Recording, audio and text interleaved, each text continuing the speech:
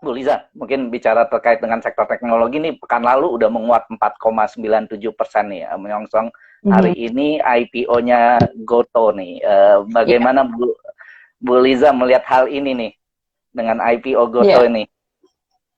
ya. First of all, selamat pagi buat para peserta market review hari ini. Pas banget ya Pak. Ya, ini Pas IDX banget Jawa ya. Barat dan HP Sekuritas klien Bandung pada khususnya memilih hari ini nih tepat banget dengan adanya kemeriahan IPO Goto ya Pak ya. Iya. Jadi udah pada perhatiin belum nih Pak kira-kira tadi pergerakannya sempat ke ternyata tertinggi 416 ya. Nah, Hmm.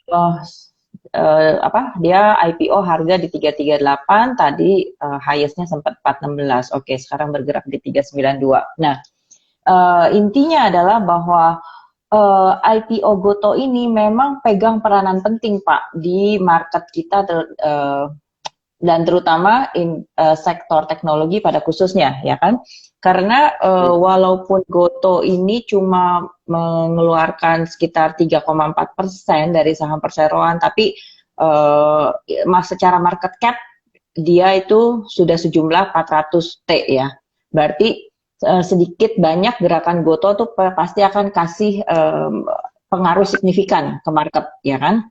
Nah, Hmm. dan kita juga ke depannya bukan cuma perhatiin hari ini aja sih Pak menurutku. Karena ke Hmm. depannya pasti kita akan bikin benchmark seenggaknya ya dengan IPO saham teknologi sebelumnya yaitu Bukalapak ya kan. Iya. Nah, apakah ini pergerakannya akan sama dengan Bukalapak atau lebih bagus karena Goto sendiri kan dia punya agen stabilisasi ya, dia ada skema green shoe Hmm. akan dijaga harganya setidaknya tidak lebih rendah daripada harga IPO gitu selama 30 hari ke depan. Nah, uh, tapi setelah 30 hari ke depan itu pasti akan pergerakan sahamnya pasti akan rely on ke fundamental dari Goto itu sendiri. Jadi Hmm. uh, ya, kita berharap, I mean, bottom line is kita senang dengan IPO ini, IPO Jumbo ini semakin Hmm. bermunculan. Juga kenyataan bahwa ini banyak menarik inflow ke market kita. So far masih kenceng ya Pak ya, dana asing ke market kita itu. Kalau Betul. kita intip year to date itu sekarang ada di angka berapa? Coba sebentar Pak. Tadi di 14 tiga 47. tiga tujuh Year to 37,52 triliun ya. 37 di market dari regular market malah lebih tinggi lagi 47,7.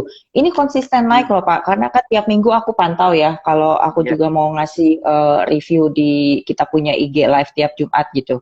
Dan ya, jadi sektor teknologi mau nggak mau ini pasti pegang peranan ke depannya dan akan jadi IPO Goto akan jadi benchmark. Um, And by the way, sudah membawa IHSG mencapai 7.300 hari ini Pak, akhirnya tercapai. Uh, udah 73 ya. Udah tujuh puluh Wow. tiga Pak, iya. Kita harus Wah. kasih tepuk tangan juga. Itu kan target yang diusung-usung oleh para analis sejak tahun lalu ya Pak ya. tujuh ribu Iya, tiga betul. ratus banyak yang ngomong loh. Dan akhirnya tercapai juga di bulan April ini. Di Ah, masih semester 1, kuartal 2. Ya, tidak betul. menunggu lama. Ya. Iya. Oke, Oke, ya. iya.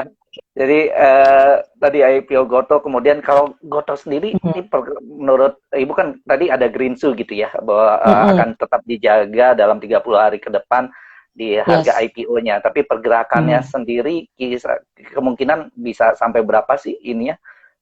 Apa namanya resistance-nya kemungkinan ada bisa bergerak ke angka berapa nih Bu? Kalau hari ini kan Eh, saya lihat juga nggak arah ya, tidak mencapai enggak, arah ya ya, untuk ya saham saham arahnya GoTo sendiri dua apa?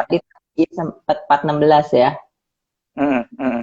Ya sekarang Heeh, hanya menguat 16,57% gitu ya. ya. Apakah Mhm, ini apa? Ya mudah-mudahan juga tentunya apa ini cukup bagus gitu ya sehingga akhirnya juga mhm, tentunya nanti menarik startup lainnya juga untuk Mhm. IPO juga ya, Bu Liza ya. Betul. Nah, dari tahun lalu sudah banyak wacana kan Pak, akan ada startup Betul, yang menyusul nih setelah Goto. betul. Katanya tiket.com, Blibli, JNT Express, ya kan? Hmm. Ya, mudah-mudahan aja ini berlanjut dan akan memberikan lebih banyak kemeriahan ke market, juga turut mendorong animo masyarakat untuk terjun ke pasar modal, ya kan? Ya, oke, baik. Kalau IHSG sendiri nih, Mhm. menurut Bu Liza tadi kan udah kita sempat nembus nih 7.300. Nah, pergerakannya Ya. di minggu ini nih, support resistance-nya di angka berapa sih, Bu Liza? Oke. Selain tadinya kita sudah tepuk tangan untuk IHSG mencapai 7.300, ini kalau Iya. secara teknikal ya Pak, harus kita akui 7.300 sampai 7.350 itu sudah merupakan area resisten sebenarnya gitu. Oke. Karena first of all kita harus sadar bahwa tren naik IHSG ini memang tidak terbantahkan gitu. Hmm, Dari hmm, sejak bulan Januari itu kita mulai bikin uptrend.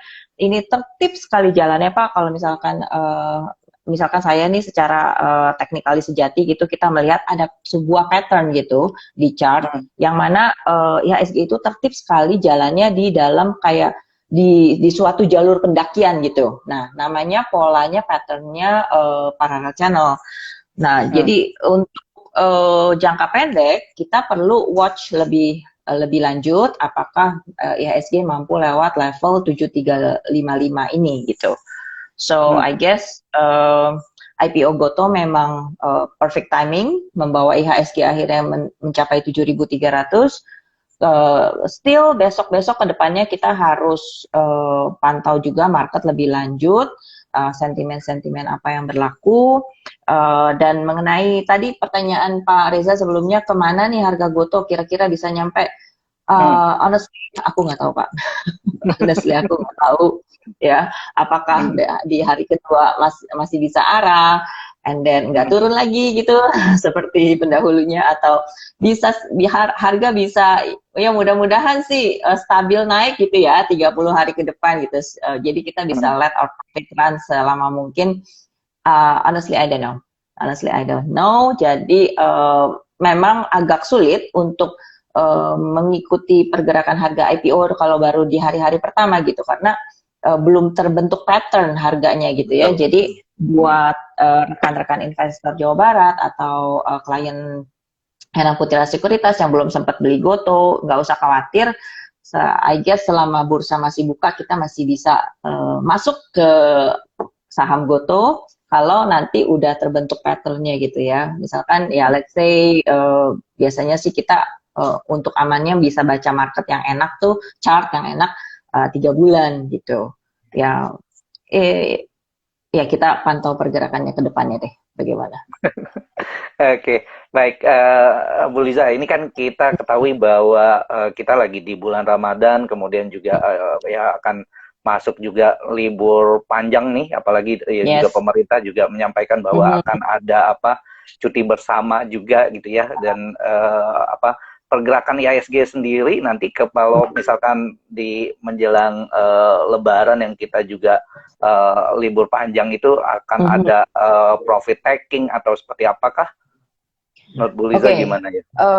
tahun-tahun sebelumnya sih, ini sebelum COVID ya, biasanya kita pasti akan bilang pergerakan market pada bulan Ramadan, pada khususnya itu biasanya lebih lambat, Pak.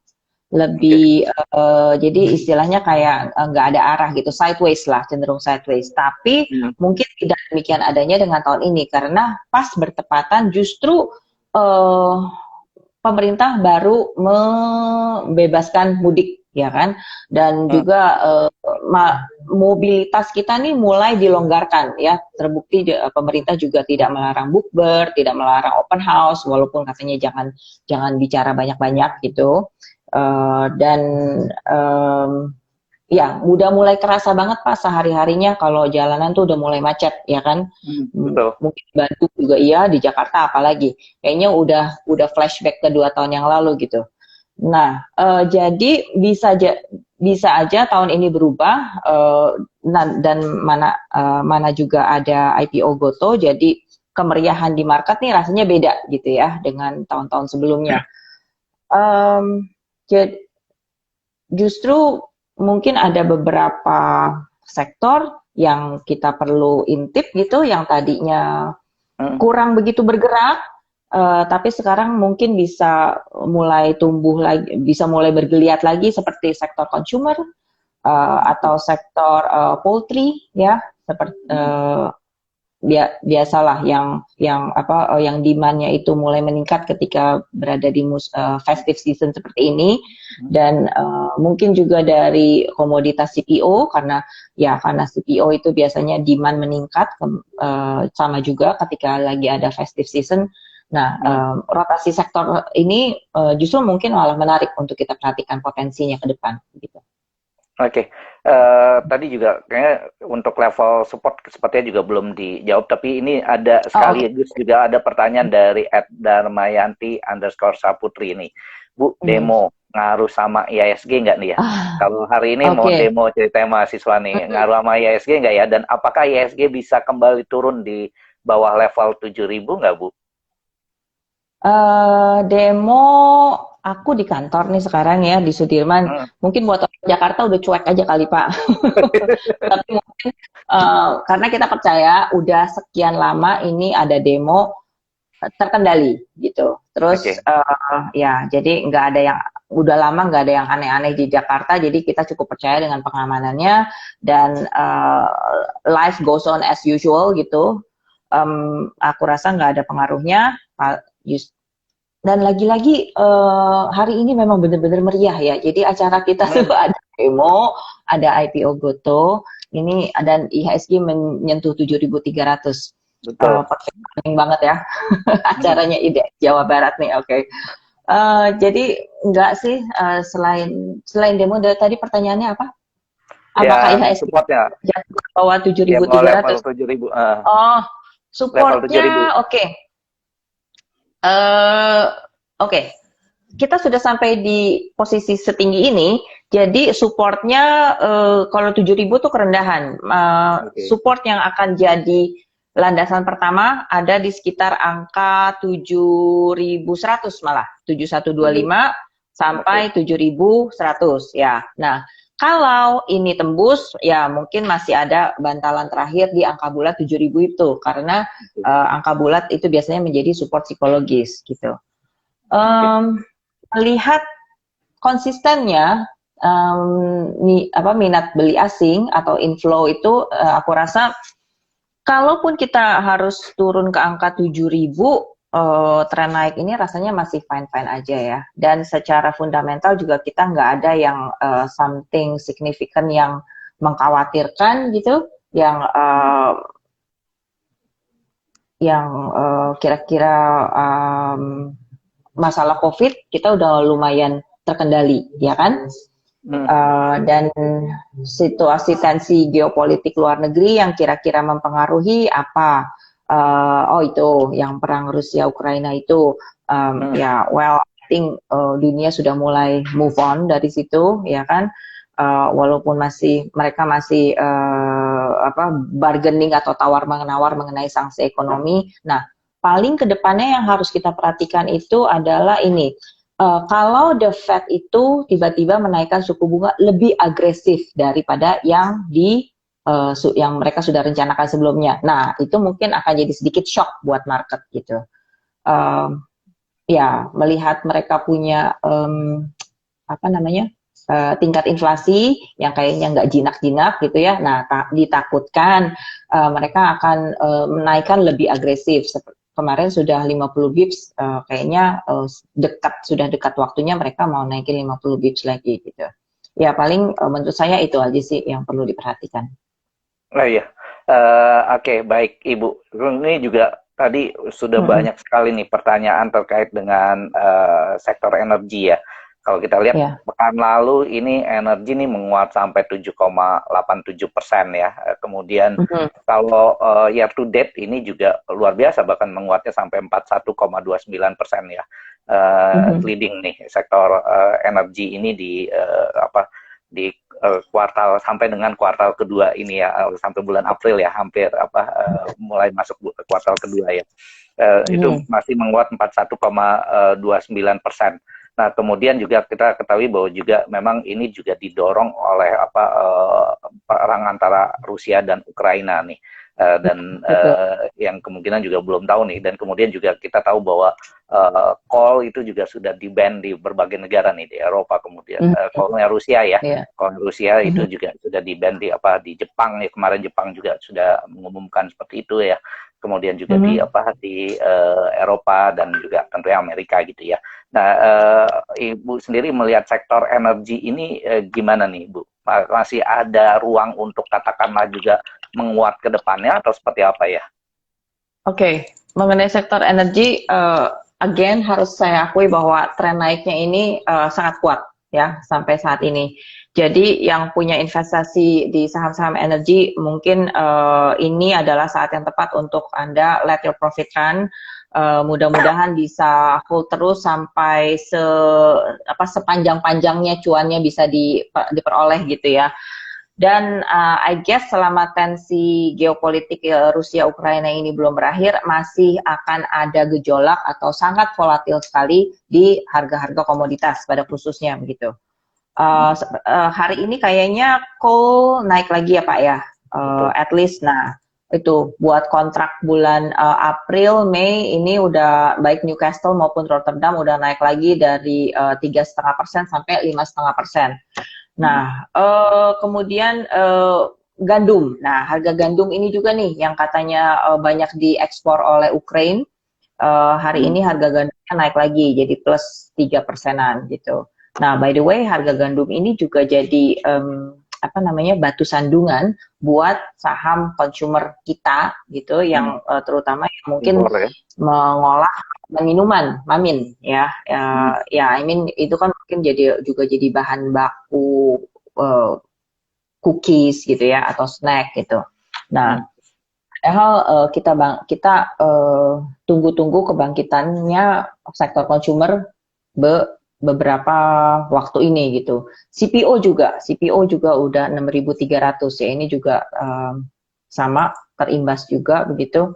Jadi sektor energi ini aku rasa walaupun kebanyakan harga sahamnya udah tinggi, untuk yang baru mau masuk mungkin Pak, aku agak nervous kasih tahu gitu ya. Jadi karena harga sahamnya udah pada tinggi, mungkin kalau baru mau akumulasi, sebaiknya direncanakan entry point-nya itu di area support-supportnya gitu. Atau kalau mau masuk sekarang, better consult the chart dulu deh gitu. Nah, mungkin juga kesempatan kali ini kalau misalkan ada yang mau naik saham boleh ditulis di kolom chat kali Pak ya. Jadi sekalian kita bahas. Boleh, iya. Oke. Untuk dari Henan Putirai sendiri nih Bu, untuk sektor energi sendiri, saham-saham pilihannya apa sih Bu? Sekali lagi, tapi ini kepada calon investor, ini disclaimer on ya, para investor ya. Ya, silakan mungkin. Kita bahas saja beberapa dari sektor coal dulu. Kita mulai PTBA. PTBA ini kalau di posisi harga saat ini 3.600-an, ini saran terbaik saya justru kita harus watch ya. Mungkin ada kemungkinan kita harus sell on strength di sekitar 3.650 sampai 3.800. Pucuk tertinggi dia kemarin waktu tanggal 7 Maret ya, di sekitar bulan Maret itu pucuknya ada di sekitar angka 3760. So kalau this time dia sampai ke situ atau overshoot ke 3.800-an, mungkin pikir-pikir untuk sell on strength gitu ya. Nah, sedangkan untuk ada saham di sektor energi lain yang lebih inovatif dan mungkin lebih menarik perkembangan harga sahamnya, yaitu Indi. Nah, karena Indi kan lewat dari anak usahanya tuh PT Toba, dia mulai mau fokus ke baterai mobil listrik, kendaraan listrik ya. Dan bahkan sudah bekerja sama dengan armada Gojek juga. dia sudah bikin beberapa charging atau swapping station untuk armada motor listriknya Gojek di SPBU Pertamina. Sudah lihat tuh beberapa ya. Jadi Indi ini dari harga per hari ini 2.800 masih ada potensi mungkin menuju 3.000 sampai 3.100 level tertingginya saat itu. Nah, by the time itu terjadi, kita lihat-lihat juga apakah mampu menembus resisten atau tidak, gitu. Dan satu lagi, mungkin Adaro. Nah, Adaro, oke, Adaro pada swing kali ini diharapkan juga masih mampu menuju ke titik tertinggi sebelumnya di sekitar 3.270 sampai 3.350 ya. Dan selepas itu bukan selepas itu, pada titik tersebut kita juga perhatikan apakah harus siap-siap sell on strength atau enggak gitu ya. Satu lagi deh yang katanya mau memberikan dividen cukup besar nih, ITMG. Nah ITMG untuk hari ini untuk hari ini harus bisa ditutup di atas level 27.800, itu ada resistennya ya.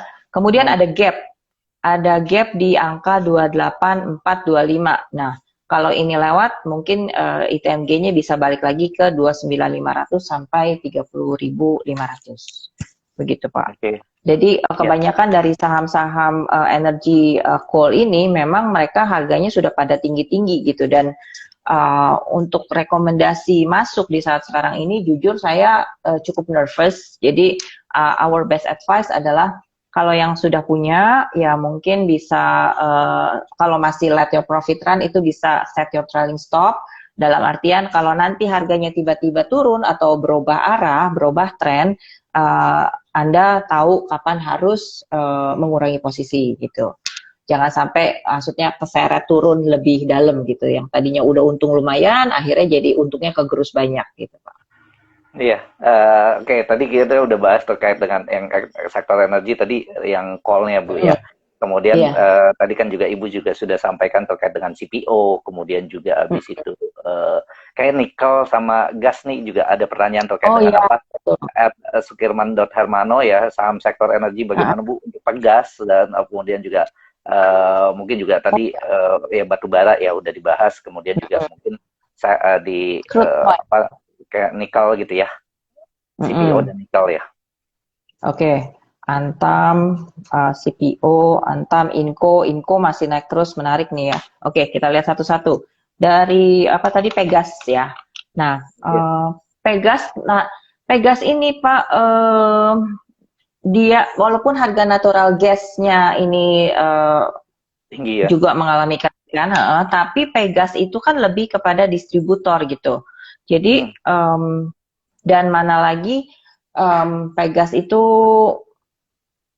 dianjurkan pemerintah untuk memberikan harga gas ya, yang lebih murah kepada banyak industri ya kan. Nah, itu sedikit banyak kan pasti akan menekan dia punya margin. Nah, jadi di situ masalahnya Pegas itu harganya tidak begitu kompetitif dibandingkan oleh emiten energi lainnya.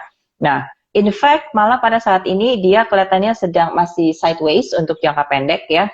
Dan resistennya berada di harga 14.20 sampai 14.35. Nah, kalau resisten ini sudah bisa terlampaui, mungkin Pegas punya potensi untuk jalan ke 1.500, kemudian 15.50 dan 1.600. Nah, sekitar 1.600 itu mungkin akan jadi resisten untuk jangka pendek dulu deh. Dan untuk supportnya, nah ini penting nih untuk diketahui karena jangan sampai supportnya itu lewat dari 13.55 karena takutnya Pegas akan turun lagi ke 12.60 Pak. Oke, justru Pegas itu titik-titik perhatian untuk Pegas ya. Nah kemudian Antam, nah kita bergerak ke nikel, Antam dan Inco. Antam sudah menutup gapnya ya. Ada gap Antam di harga 28.30, ini kayaknya udah mau ditutup nih dalam beberapa hari ini. gap itu juga bisa dikategorikan sebagai resisten. Jadi perhatikan apakah Antam bisa lewat 2830 atau tidak. Support terdekatnya mungkin ada di sekitar angka 2730, 2600. Nah, itu kalau sudah tembus 2600-nya itu tanda yang lebih clear untuk mengurangi posisi. Kemudian Inco juga naiknya cukup kenceng beberapa hari ini. So far Inco kemana targetnya? Coba kita ukur lagi. 8.000 ya, angka bulat 8.000. Ini kalau kita menggunakan Fibonacci ada retracement ke angka 8.000.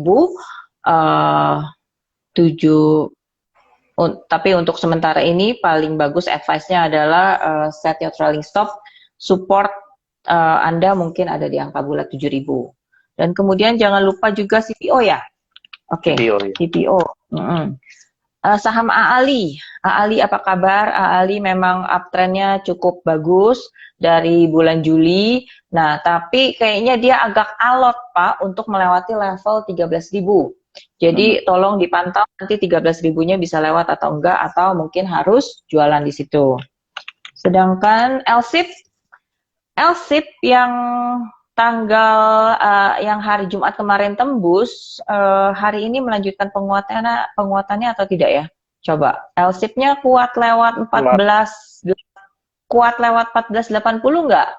Sekarang sih 1485. Mudah-mudahan closing-nya bisa bertahan, at least 1485. Jika ya, maka LSIP punya potensi kembali menuju 1550 atau 1560, titik tertinggi sebelumnya. Untuk support, tolong dijaga, tolong diperhatikan areanya di sekitar 1400. Begitu, Pak. Oke, baik. Tadi kita sudah bahas terkait dengan sektor energi ya, Bu. Ya. Sekarang kita mungkin lanjut ke sektor transportasi nih. Transportasi nih selama to date nih menguat 18,05% nih, Bu. Ya, berada di nomor 2 setelah sektor teknologi, setelah sektor energi ya. Nah, Ibu sendiri melihat sektor ini gimana nih, sektor transportasi ini? Dan saham-saham apa nih yang di sektor transportasi ini yang bisa mungkin dari Anan Purita pilihannya saham-saham apa nih? Oke, semakin prospektif ya Pak ya, karena kan sudah mobilitas sudah semakin bertambah, kemudian juga nanti kita pastinya arus mudik akan lebih tinggi pastinya. Kemudian ya, yang menjadi pantauan buat saya mungkin jasa marga ya, jasa marganya, tapi dalam beberapa hari ini sedang mengalami tren reversal, sedang balik arah dulu. Nah, mungkin supportnya bisa kita tunggu untuk jasa marga di sekitar harga 3550. Tapi kalau misalkan dikasih lebih murah ke sekitar 3.400, nah mungkin itu juga menarik untuk buy on weakness ya. Jadi so far menurut saya wait and see dulu. Kita mendingan tunggu di area supportnya dia sekitar 3550 atau malah harus di 3.400-an gitu. Kalau secara jangka pendek sepertinya trennya sudah mulai mau terbentuk begitu. Namun ya, konsolidasi ini penting untuk kita lihat dulu di mana supportnya yang serap.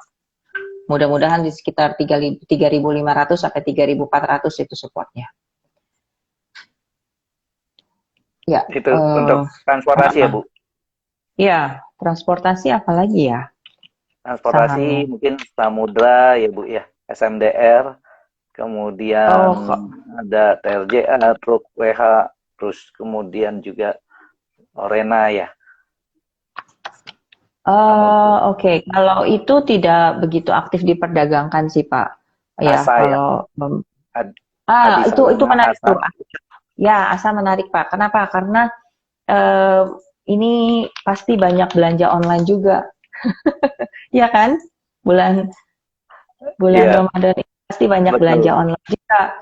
Iya, menjelang Lebaran ya Bu ya. Ada banyak yang belanja online.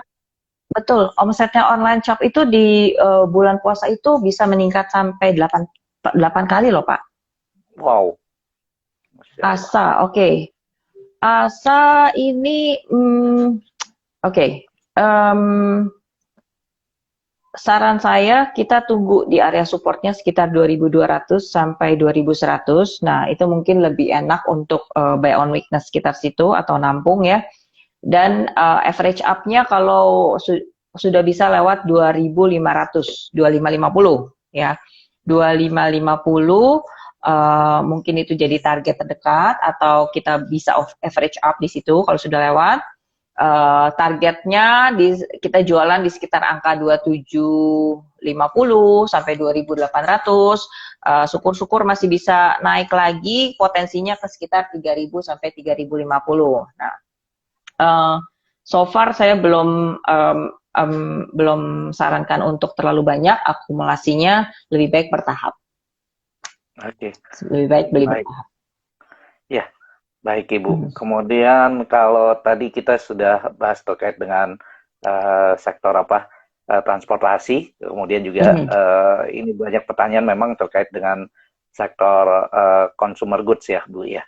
Consumer goods ya terkait dengan memang mau menjelang menjelang Lebaran gitu ya. Nah ini sektor ini gimana nih Bu? Ya, sektor consumer juga kita lagi tunggu-tunggu sih Pak kebangkitannya. Sepertinya sudah ada yang mulai menunjukkan pergerakan, walaupun masih relatifly di area support seperti ICBP, Indofood ya. Nah, ICBP kalau lihat tren jangka panjangnya emang kelihatannya masih loyo sih Pak. Cuman menarik nih kalau kita akumulasi ICBP di sekitar harga 7.200-an. Kenaikannya memang kalau berbanding sama saham energi, coal, wah jauh sih ya. Ini masih kelihatan banget loyonya gitu. Jadi saran kami, and moreover, mereka punya harga bahan baku kan ini lagi tinggi-tingginya nih ya. CPO-nya, kemudian gandumnya juga, whatever gitu, gara-gara terimbas perang Rusia Ukraina ini. Jadi pasti akan menekan mereka punya margin. So ICBP, Indofood mungkin untuk menarik untuk kesempatan trading, tapi mungkin nggak banyak-banyak porsinya ya, karena kita belum tahu kapan mereka bisa rebound kencengnya itu. Ke targetnya, I hope bisa ke at least 7.800, 8.000, and then 8.500 deh buat jangka pendek gitu, ICBP ya. Kemudian untuk Indofood, nah Indofood gerakannya lebih lumayan, tapi pastinya akan mengalami ujian di level 6.200 ya. Kalau bisa lewat nih 6.200 nih baru cakep. Kenapa? Karena akan jadi pola reversal yang namanya double bottom. Double bottom yang bentuknya kayak huruf V itu Pak ya. Kalau 6.200-nya lewat, ini coba kita ukur. Kita ukur targetnya lumayan banget ke sebentar. Wah, bisa 6.600 ya. Bisa 6.600 kalau 6.200-nya lewat. Kemudian tapi jangan lupa ada resisten lagi di sekitar 6.300. Nah, itu mendingan belinya juga ditambahnya bertahap gitu ya. Kalau kira-kira 6.300-nya sulit dilewati ya apa boleh buat kurangi posisi gitu. Dan mungkin Mayora nih, Mayora yang saya juga lagi tunggu-tunggu ya. Mayora sayangnya karena harga gandumnya naik lagi hari ini 3%, so harganya harus meluncur turun lagi. Di mana support Mayora yang terdekat ada di sekitar angka 16.20, mudah-mudahan tidak lebih rendah dari itu, 16.35 sampai 16.20. Karena kalau lebih rendah dari 1.600 ya bisa batal rencana naiknya. Tadinya aku pikir dia punya potensi setidaknya ke 2.000 loh, 1.800 dulu deh, 1.800, udah gitu 2.000 sampai 2.050. Ya kita lihat bagaimana Mayora berhasil bertahan dari penurunan kali ini. Jangan tambah beli dulu, unless bisa lewat 17.50 dan kemudian 18.50. Nah, selain itu Bu, Sido, Unilever itu gimana Ibu? Oke, Sido ini trennya tadi bagus karena masyarakat kita sekarang udah mulai aware kan dengan menjaga imunitas, kesehatan gitu kan ya. Setelah menjalani COVID ini, jadi mulai sadar bahwa self care itu adalah yang paling baik gitu. Nah, tapi sayangnya tren naiknya nih sepertinya udah game over nih Pak. Jadi untuk Sido malah saya khawatir dia masih akan lanjut turun, at least menuju 865, oke, 850. Nah, di sekitar area 900, oke, 900 dulu deh. 900 tuh angka bulat, biasanya juga bisa jadi support psikologis. So let's see, Sido bisa bertahan di situ atau enggak. Tapi kalaupun seandainya bisa bertahan di 900, palingan potensi naiknya sampai 970, 950. Nah, kenapa? Karena dia udah keburu berubah jadi tren turun. Jadi naiknya juga udah nggak bisa sekencang atau udah nggak bisa balik ke level tingginya dia gitu. So, untuk jangka pendek, seandainya ada rebound pada Sido ketika dia mencapai harga 900, perhatikan apakah Anda harus take profit di sekitar 950 atau 970. Nah, kemudian untuk Unilever ini sayang Pak, dia masih keok dengan MA50-nya di sekitar harga 3.700-an itu, nggak sampai 3.800. Ini tapi ya, dan sekarang juga masih belum recover. Mudah-mudahan Unilever tidak lebih rendah lagi dari harga 3.500, dan I believe dia punya milestone kalau sudah bisa lewat 3.800 baru punya chance lebih bagus ke 4.000, 4.000 dan 4.000 dan sekitar 4.200, 4.300 gitu. Again, masuknya bertahap ya. Yang terakhir apa tadi? Sido, Unilever, terus apa lagi? Sido dan Unilever sih tadi Bu, yang ini ya. Tadi Mayora, kemudian Sido dan Sido ya. Kemudian terkait ini Bu, kan kita sekarang juga kita ketahui bahwa di berbagai negara nih inflasi tinggi ya, ya di Amerika, kemudian juga di termasuk kemarin Turki juga all time high gitu ya, sampai 61% inflasi di sana gitu kan, dan kemungkinannya juga Indonesia juga inflasinya ini kembali naik ini seperti apa ya, karena kita ketahui juga tadi harga-harga komoditi ini cukup tinggi gitu ya, meskipun Indonesia sebagai produsen gitu ya dari berbagai komoditi. Nah, Ibu sendiri melihatnya seperti apa nih ya, karena juga kemarin Pertamax juga sudah naik gitu ya, ya mungkin juga salah satu ini demo juga seperti itu ya. Nah, ini gimana Bu melihatnya terkait dengan inflasi ini, dan sektor-sektor apa sih yang sebetulnya yang diuntungkan dengan ada nggak sih sektor yang diuntungkan dengan katakanlah kalau inflasinya tinggi gitu ya? Si inflasi ini sebetulnya tidak selalu diartikan jelek Pak, kecuali emang udah ketinggian dan tidak bisa dikendalikan seperti yang terjadi di Amerika gitu ya.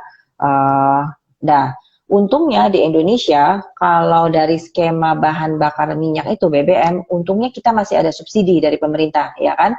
Tidak seperti negara-negara di US dan Eropa itu, di mana mereka harga BBM-nya itu berfluktuasi mengikuti turun naiknya harga minyak dunia, ya kan? Nah, tapi ya kita juga akhirnya harus mengikuti, harus adjust gitu, tidak terkecuali, nggak bisa beralih lagi. Nah, Pertamax-nya terpaksa dinaikin jadi 12.500 ya. Tapi untungnya Pertalite masih dijaga. Nah, membandingkan tingkat inflasi kita dengan negara-negara maju itu, kita masih jauh ya. Justru inflasi kita masih terbilang rendah, di bawah 2%. Nah, inflasi tidak selamanya jelek, dan berarti juga inflasi yang rendah tidak berarti bagus ya, karena artinya kita tidak punya daya beli. Justru uh, kita dibandingkan negara-negara ini yang inflasinya tinggi ini seperti Amerika, kita masih perlu stimulus untuk meningkatkan daya beli masyarakat. Nah, kita kan tahu Amerika kemarin pada waktu menangani COVID itu pemerintahnya sempat menggelontorkan stimulus yang jumbo ya, bisa di atas 2 triliun, bahkan totalnya mungkin sampai 3 sampai 4 triliun US dollar gitu. Nah, ini juga yang menyumbang inflasi tinggi mereka begitu. Jadi kuncinya adalah pada daya beli masyarakat. Jadi kalau misalkan saham-saham emiten consumer ini harus menaikkan harga, ya berarti harus membebankan kenaikan harga komoditas kepada consumer, ini bisa diterima oleh market atau tidak? Nah, itu pertanyaannya, ya kan? Kita punya daya beli, punya limit. Nah, dan para emiten sadar itu. Jadi, yang mereka korbankan adalah margin profitnya. Nah, ini yang jadi pertimbangan, begitu. Jadi kunci justru inflasi yang tinggi, yang rendah, belum tentu baik, dan kita masih harus strive untuk meningkatkan daya beli kita. Ya, berarti akan meningkatkan inflasi yang tinggi, which is sebenarnya bukan inflasi yang tinggi, inflasi yang meningkat, yang tumbuh. Nah, itu justru sebenarnya bagus gitu. Dan sektor-sektor apa yang diuntungkan kalau misalnya inflasi tinggi, ya apalagi ini ya, PPN juga udah dinaikkan ya 1% ya. Ada beberapa sektor yang terdampak, walaupun sepertinya makanan minuman tidak terdampak. Ya paling sektor consumer dan retail, Pak. Retail seperti, nah ini juga cocok kita bahas mungkin dalam kajian bulan Ramadan. Mungkin akan banyak juga peningkatan belanja, ya kan? Betul. Sektor retail seperti MPPA ya. MAPI, Ramayana, ya. Terus ya MPPA sudah mulai bottoming. Ya sudah mulai bottoming. Mudah-mudahan dia bisa mencapai target jangka pendek di sekitar 460 sampai 500 gitu. Era mungkin ada yang mau beli handphone baru, Pak, ganti handphone ya. Mau lebaran ya? Iya, ganti handphone nih, lebaran. Mendingan buy on weakness aja sih, Pak, di sekitar 520. Kalau handphonenya nggak kebeli, ya udah kita beli saham eranya aja. Di harga 520, itu supportnya. Target jangka pendek probably nanti kalau rebound bisa ke 560, 570, 585, and then 600. Nah, itu tahapannya gitu. Ramayana. Oke, Ramayana uptrendnya cukup bagus untuk jangka pendek ini, kayaknya menarik untuk kita perhatikan. Kalau kita beli di harga sekarang 755, nanti average up-nya di atas 785. Targetnya kemana? Targetnya pastinya ke sekitar angka 800 sampai 815 dulu. Kemudian kalau bisa lewat maka ke sekitar 900 sampai 910. Ya, apa lagi ya Pak ya? Bagian sektor retail. Tadi kebutuhan rumah tangga seperti beras, hoki gitu. Ya. Atau poultry. Harga ayam gimana Pak? Harga ayam gimana nih pantauannya di market? Sudah ada kenaikan apa belum nih? Mungkin ada ibu-ibu yang di sini, peserta yang bisa memberikan kami clue harga ayam gimana sekarang di market. Harga beras, oke. Saham hoki. Saham hoki di harga sekarang 156 atau supportnya 155. Nah, ini menarik untuk buy on weakness ya. Spekulatif buy maksudnya. Nanti average up kalau sudah di atas 160 Pak. 160 terus 165 beli lagi. Nanti mudah-mudahan kita bisa jualnya sekitar 175 sampai 190 deh. 175 190. Harga ayam ya. Oke, Cepin, Java. Nah, Oke, harga ayam kita belum tahu, tapi harga cepin ini sepertinya masih turun terus. Wah, kok turunnya dalam? Ya udah, kita coba beli spekulatif buy harga cepin di sekitar harga 5.300. Kalau ada rebound, ada technical rebound, probably targetnya sekitar 5.700 sampai 5.800 ya. Java, Java bagaimana kabarnya? Sudah ini sedia sosis, so good segala macam. Supportnya mudah-mudahan Java tidak lebih rendah dari 1650 atau 1630 dan 1600. Oke. Resisten penting di 1700, kalau bisa lewat probably targetnya di 1800. Gitu dulu Pak Reza. Oke, baik Bu. Kemudian selanjutnya ke sektor infrastruktur nih Bu ya.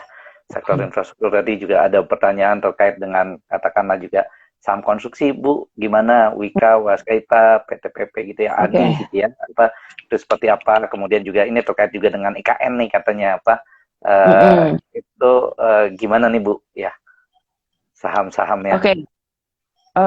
Terkait IKN kita belum ada, I believe kita belum ada blueprint yang jelas gitu ya mengenai pembangunan ibu kota.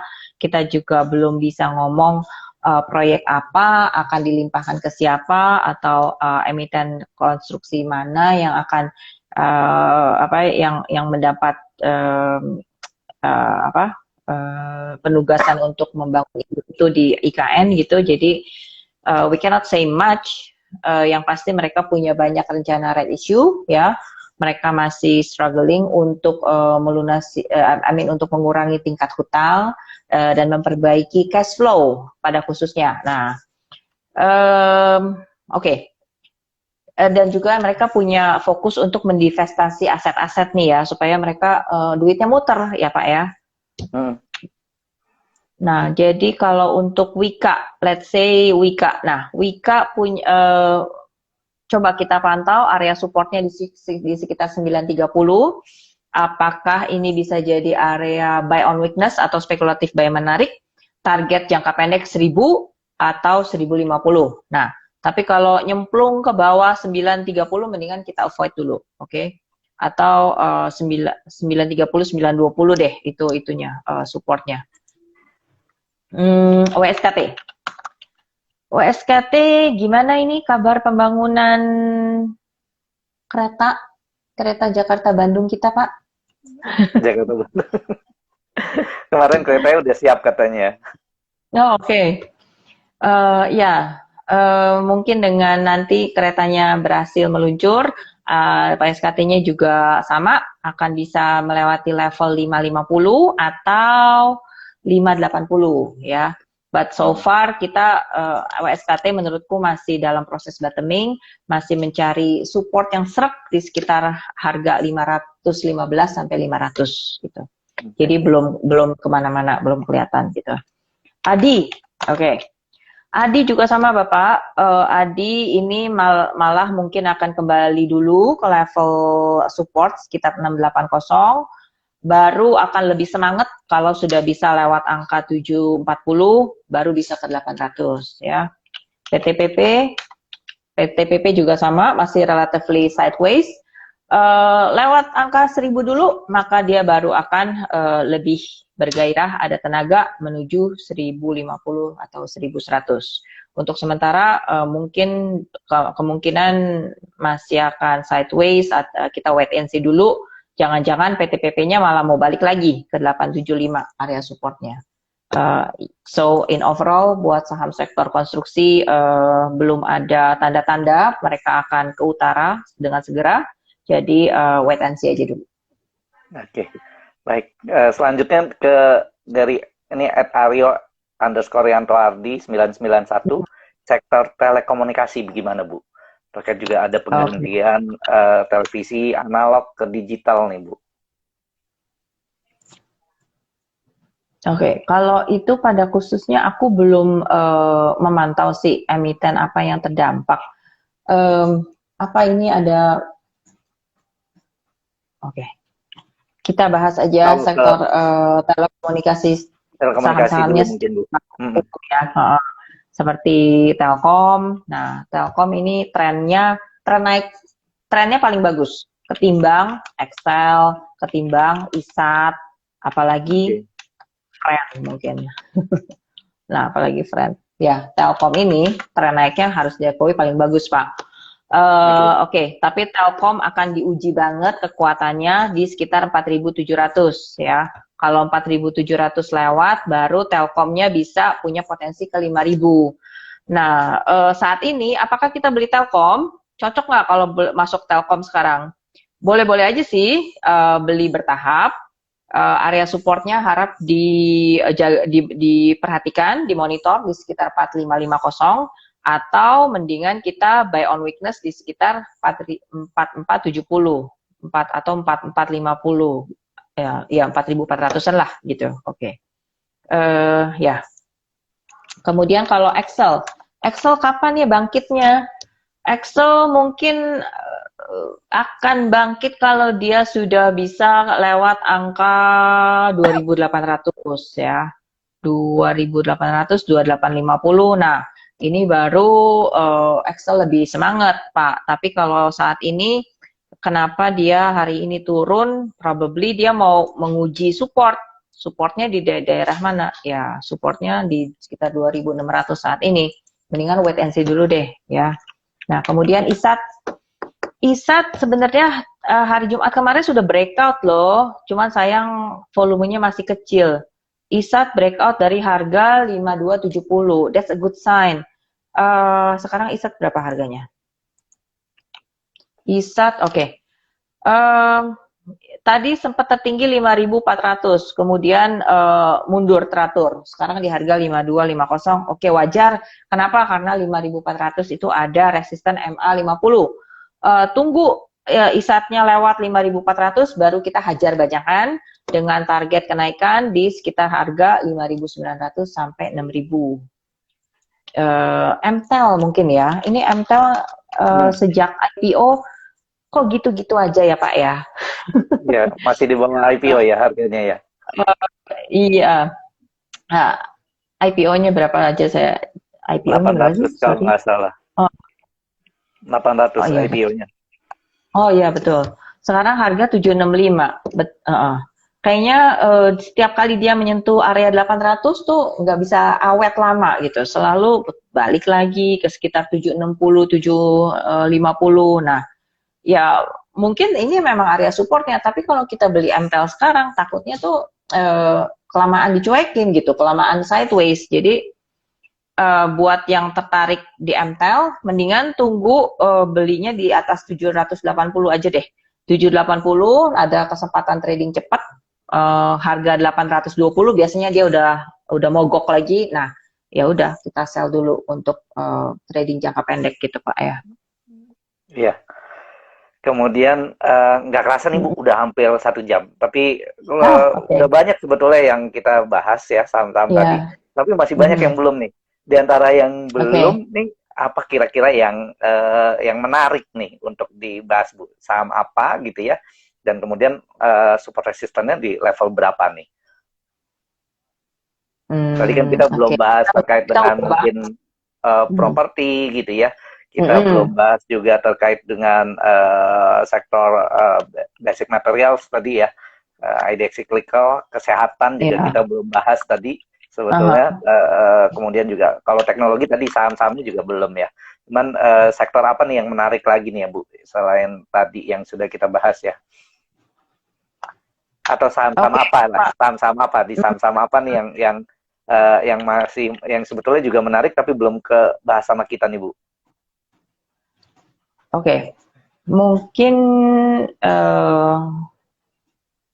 yang saham-saham pilihannya Henan Putirai juga boleh Bu, yang belum kebahas ya. Iya, untuk hari ini sih Pak kita ada key calls, kita melihat bahwa ISAT dan BSDE menarik. Nah, tadi ISAT kita sudah bahas ya. Sektor properti mungkin cocok ya. Properti cocok untuk kita perhatikan. BSDE BSDE-nya sayang hari ini malah jebol support.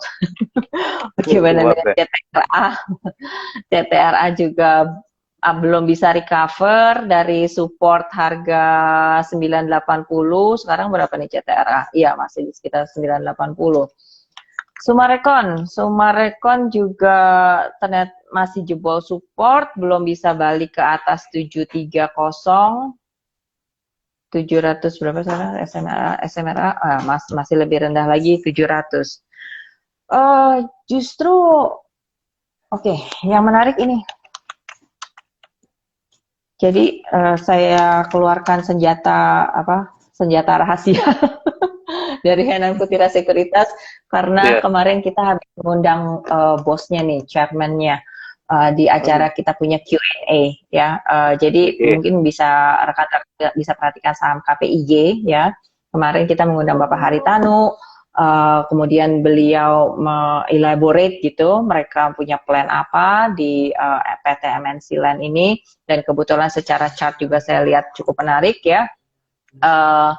KPIJ punya area support mungkin di sekitar 100 nih, bisa diakumulasi ya. Kemudian average up-nya di sekitar angka 100, di atas 105 ya.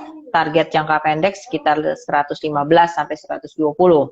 Untuk yang lebih tinggi lagi probably di sekitar 135 sampai 140. Nah, ya mungkin masih ada sentimen yang lebih oke di situ. Bisa kita perhatikan. Satu Oh, lagi yang menarik untuk buy on break. Nah, ini ditunggu breaknya dulu ya, saham BRPT. hmm. BRPT sayangnya saat ini masih dalam proses turun, konsolidasi. Nah, ini tadi kan sempat 7.300, kita sempat IHSG menguat hampir 2% ya Pak, sekarang tinggal 0,8% Pak. Nah, ini kita balik lagi ke awal, bahwa IHSG sudah mencapai target 7.300-nya, ya kita juga harus prepare bahwa akhirnya akan ada pullback sejenak gitu ya. Wajar dong, kita udah sampai di puncak, sudah sampai di puncak gitu. Mungkin yang kita lakukan justru harus cool down gitu. BRPT akan lebih prospektif kalau sudah bisa lewat angka 915, but for the meantime kita perhatikan dulu area supportnya 800 sampai 820. Mungkin lebih tepatnya saran saya kebanyakan adalah untuk buy on weakness, dan harap perhatikan posisi portfolio Anda saat ini karena kita sudah mencapai target 7.300. Ada baiknya kita prepare untuk pullback wajar, begitu, Pak Reza. Ya, baik Ibu. Nggak kerasa nih sudah 1 jam, padahal masih banyak yang pengen kita bahas ya. Tadi termasuk juga sebenarnya kita belum bahas banking juga gitu ya. Oh Banking iya, juga, banking juga sampai ini. Tapi kelupaan. waktu kita juga ternyata sudah lebih dari 1 jam. Sekali lagi terima kasih banyak Bu Liza ya Iya, atas sama-sama Pak waktunya, Reza. atas sharingnya pada pagi hari ini. Sukses terus buat Ibu, sehat selalu ya. Thank you. Uh, Ya, Oke, baik. Makasih banyak Bu Liza. sama-sama. Semoga apa Ya. yang saya sampaikan hari ini berguna.